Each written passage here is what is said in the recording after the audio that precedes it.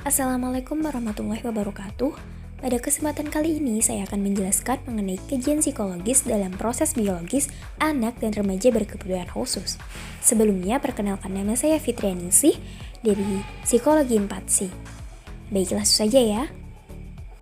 Ada yang tahu nggak apa itu anak berkebutuhan khusus? Anak berkebutuhan khusus itu adalah anak yang membutuhkan penanganan secara khusus yang dikarenakan adanya gangguan atau kelainan dalam masa perkembangan yang dialami oleh anak. Nah, ini tuh sering disebut dengan disability.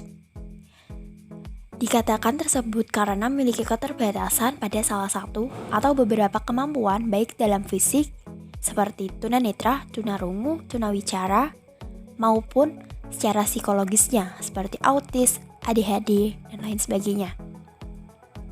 Special needs children ini dapat diartikan pula sebagai anak yang lambat atau mengalami gangguan yang sukar untuk berhasil di sekolah, sebagaimana halnya dengan anak-anak pada umumnya.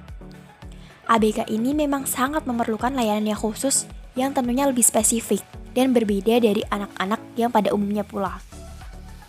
Yang selanjutnya ada faktor penyebab dari ABK.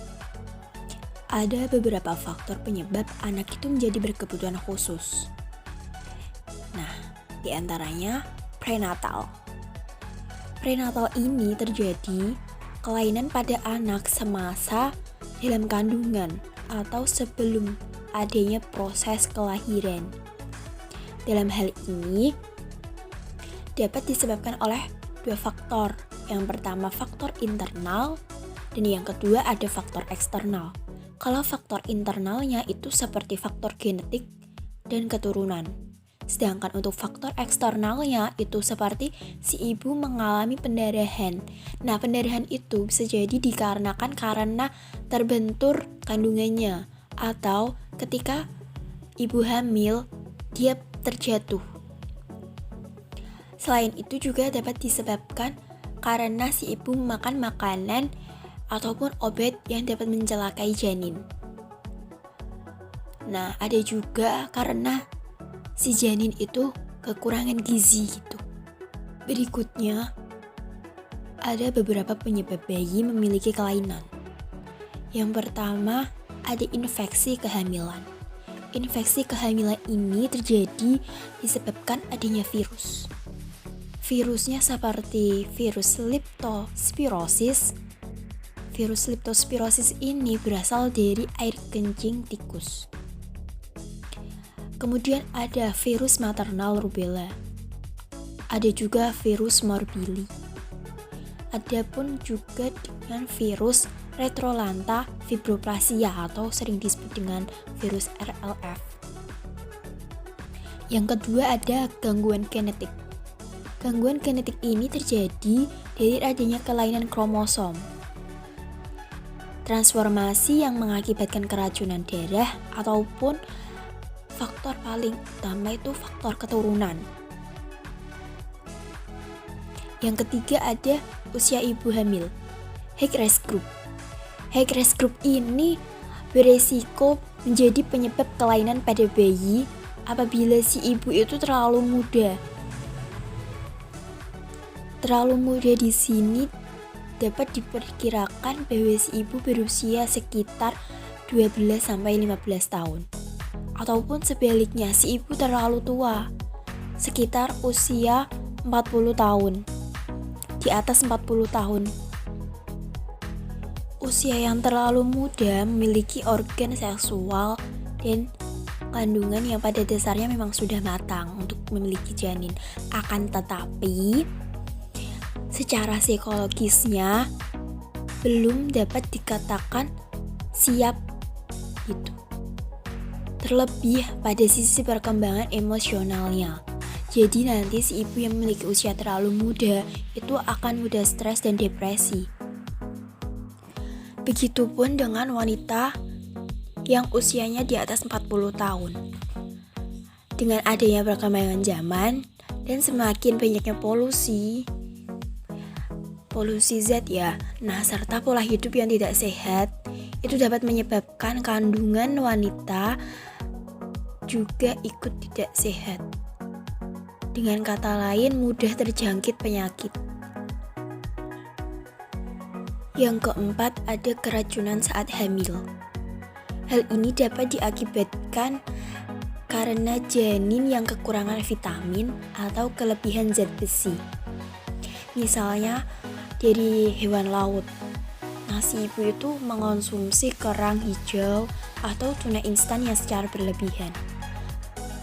Selain itu dapat pula disebabkan karena penggunaan obat-obatan kontrasepsi ketika hamil. Kenapa mereka mengkonsumsi obat-obatan kontrasepsi? Nah, salah satu penyebabnya si ibu itu mengalami kehamilan yang tidak diinginkan. Kemudian dia melakukan percobaan aborsi akan tetapi gagal. Dan itu dapat memungkinkan bayi akan lahir cacat. Yang kelima, ada pengalaman traumatik pada ibu. Nah, pengalaman traumatik yang menimpa ibu ini bisa berupa shock. Jadi akibat ketegangan saat melahirkan pada kehamilan sebelumnya.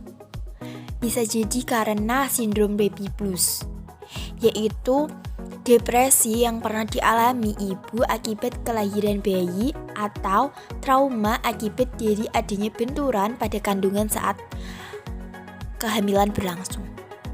Faktor penyebab ABG yang berikutnya yaitu prenatal. Ini terjadi kelainan pada saat proses kelahiran dan menjelang serta sesaat setelah proses kelahiran. Misalnya itu seperti kelahiran yang sulit, pertolongan yang salah, persalinan yang tidak spontan, terus kelahiran prematur, berat badan lahir rendah, kemudian ada infeksi karena si ibu mengidap sifilis. Adapun yang dapat mengakibatkan kecacatan bayi saat kelahiran yang lain diantaranya sebagai berikut. Yang pertama ada proses kelahiran lama ataupun prematur. Nah, bayi yang post prematur ini dalam kandungan seperti 10 bulan atau lebih. Nah, itu tuh dapat menyebabkan bayi lahir cacat. Hal ini terjadi karena cairan ketuban janin yang terlalu lama sehingga mengandung zat-zat kotor yang membahayakan si bayi. Sedangkan untuk bayi yang lahir prematur atau lebih cepat dari usia kelahirannya sekitar 6-8 bulan juga bisa berakibat kecacatan. Apalagi ketika si bayi itu mengalami kekurangan berat badan saat lahir. Bayi yang matang itu usianya kurang lebih sekitar 40 minggu. Jika sudah sempurna pertumbuhan organnya yang terutama itu otak. Yang kedua ada kelahiran dengan alat bantu. Alat bantu kelahiran meskipun tidak seluruhnya dapat menyebabkan kecacatan pada otak bayi. Misalnya dengan penggunaan vakum ataupun tang verlosing. Yang ketiga ada pendarahan. Pendarahan pada ibu bisa terjadi akibat plasenta previa, yaitu jalan keluar bayi yang tertutup oleh plasenta. Sehingga ketika janin semakin membesar, maka gerakan ibu dapat membenturkan kepala bayi pada plasenta yang mudah berdarah. Bahkan sangat membahayakan ketika bayi dipaksa lahir normal dalam kondisi tersebut. Pendarahan ini juga bisa diakibatkan karena si ibu terjangkit penyakit seperti sifilis, AIDS atau HIV ataupun kista. Yang keempat ada kelahiran sungsang. Bayi normal akan lahir dalam proses kepala keluar terlebih dahulu. Dan bayi dikatakan sungsang itu apabila kaki atau bokong bahkan tangannya yang keluar lebih dulu. Ibu bisa melahirkan bayi secara sungsang tanpa bantuan alat apapun. Namun ini sangat beresiko pada bayi menjadi cacat karena kepala yang lebih lama dalam kandungan. Bahkan bisa berakibat pada kematian bayi dan ibu. Yang kelima ada disproporsi cephalopelvic atau sering disebut dengan tulang ibu yang tidak proporsional.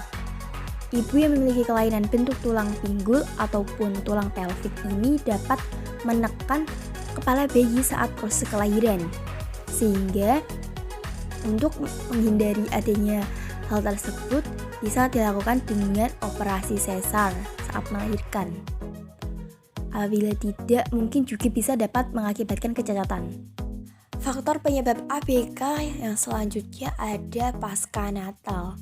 Pasca natal ini terjadi kelainan setelah anak dilahirkan sampai dengan sebelum usia perkembangan selesai, yaitu kurang lebih sekitar usia 18 tahunan.